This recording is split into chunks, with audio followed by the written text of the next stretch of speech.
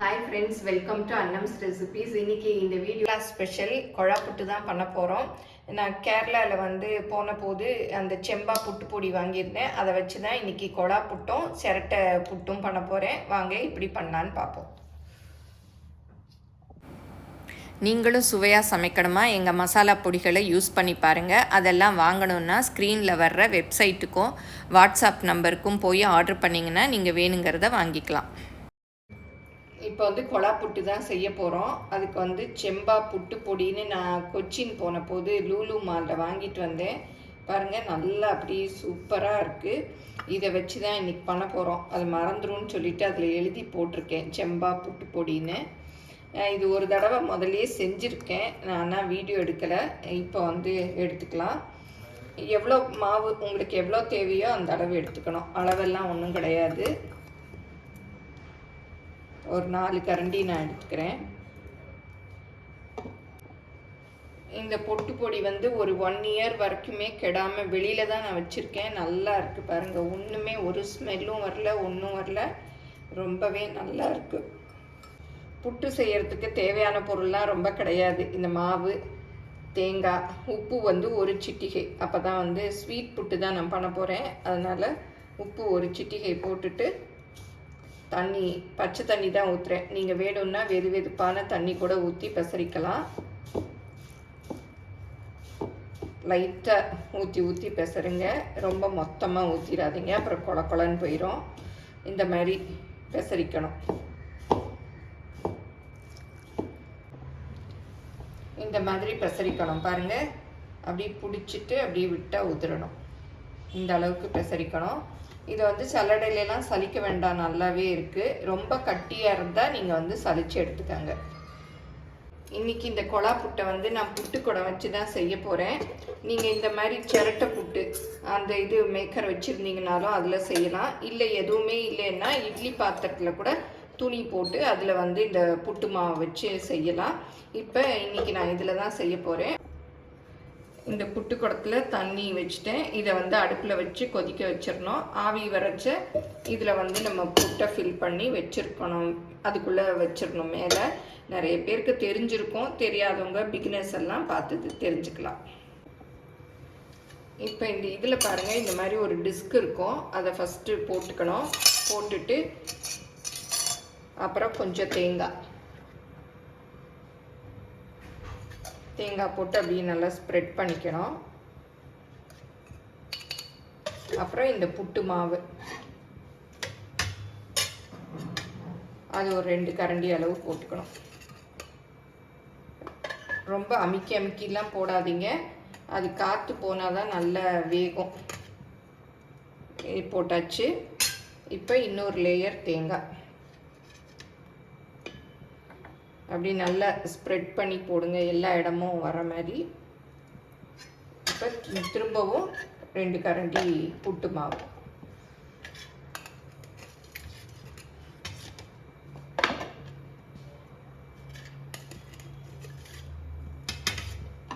அவ்வளோதான், ஃபுல்லாக ஆயிடுச்சு. இது மேலே கொஞ்சம் தேங்காய். அவ்வளோதான், போட்டாச்சு.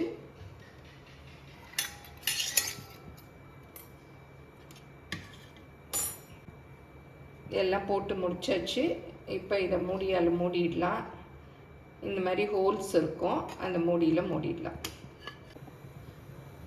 இதுலேயும் ஒன்று செஞ்சு பார்க்கலாம். இதை குக்கரில் வச்சு நம்ம வேக வைக்கணும். இங்கே பாருங்கள், இந்த மாதிரி இருக்கு இல்லையா, இதை குக்கரில் வெயிட் போடுவோம் இல்லையா, அங்கே சொருகிடணும்.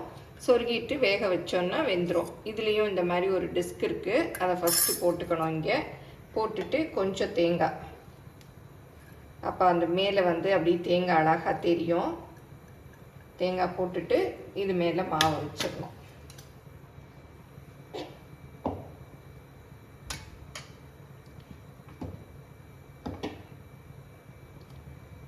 அப்படியே ஸ்ப்ரெட் பண்ணி விட்டுறணும். ரொம்ப அமுக்கிலாம் வைக்காதீங்க, சும்மா அப்படியே இப்படி தட்டுனா போதும். இதை மூடிடலாம். இந்த மூடியிலையும் பாருங்கள் ஹோல்ஸ் இருக்குது. இது வழியாக தான் ஸ்டீம் அங்கே உள்ளே போய் வெளியில் வரும். இந்த சிரட்டை புட்டை இப்போ குக்கரில் மாட்டிடலாம். குக்கரில் தண்ணி வச்சுருக்கேன். தண்ணி வச்சுட்டு மூடிடணும். மூடிட்டு இங்கே ஸ்டீம் வந்ததும் இதில் அப்படியே சொருகிடணும். இங்கே பாருங்கள், இதை வந்து அப்படியே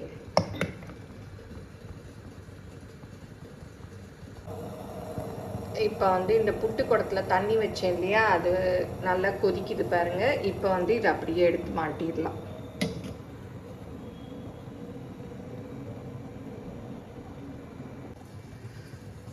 இப்போ பாருங்கள், இந்த ஹோல்ஸ்லேருந்து ஆவி வருது. உங்களுக்கு தெரியுதான்னு தெரியல, கை வச்சு காமிக்கிறேன் பாருங்கள்.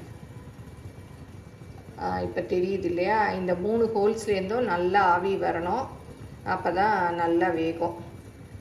இப்போ ஒன்றில் வருது, எல்லாத்துலேயும் வந்ததும் நம்ம வந்து கொஞ்சம் நேரத்தில் எடுக்கலாம். ஒரு 10 நிமிஷத்தில் வெந்துடும். பாருங்கள், நல்லா ஆவி வருது. இந்த மாதிரி வரணும். அது வந்து அந்த மாவுக்குள்ளே போய் அப்படியே வெளியில் வரும். அப்போ தான் வந்து நல்லா புட்டு வேகும். இப்போ 3 ஹோல்ஸ்லேருந்தும் நல்லா ஆவி வருது. போதும், இதை வந்து அடுப்புலேருந்து எடுத்துடலாம். பாருங்கள், 3லேருந்தும் வருது நல்லா. இப்போ புட்டை வெளியில் எடுக்கலாம். அதுக்கு வந்து இந்த மாதிரி ஒரு கம்பி கொடுத்துருப்பாங்க. இதை திறந்துட்டு அப்படியே நம்ம வந்து பின்னாடியிலேருந்து குத்தி விடணும். அப்போ அப்படியே அழகாக வரும். அந்த டிஸ்க் இருக்கு இல்லையா, அதை அப்படியே தள்ளி விடணும்.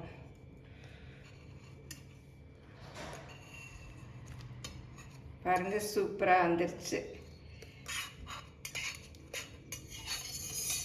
நல்லா சுட சுட புட்டு ரெடி ஆயிடுச்சு. இந்த டிஸ்க் அப்படியே எடுத்துடலாம். இப்போ இந்த சிரட்டை புட்டையும் எடுக்கலாம். பாருங்கள், நல்லா வெந்துடுச்சு. இதை வந்து அப்படியே கவுக்க வேண்டியதுதான்.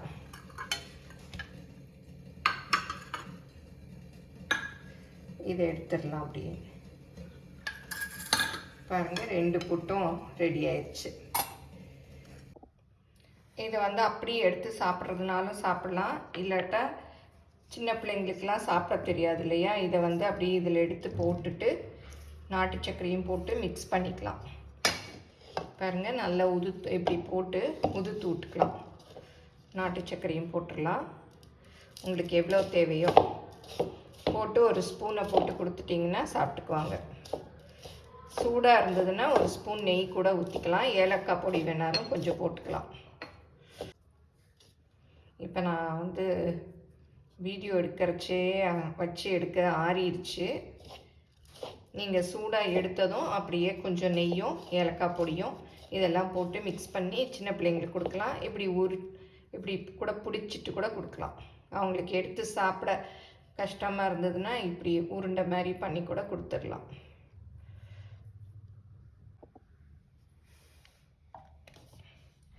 இந்த மாதிரி எல்லாத்தையும் உருட்டி வச்சிட்டோன்னா அப்படியே டக்கு டக்குன்னு எடுத்து சாப்பிட்டுக்கலாம்.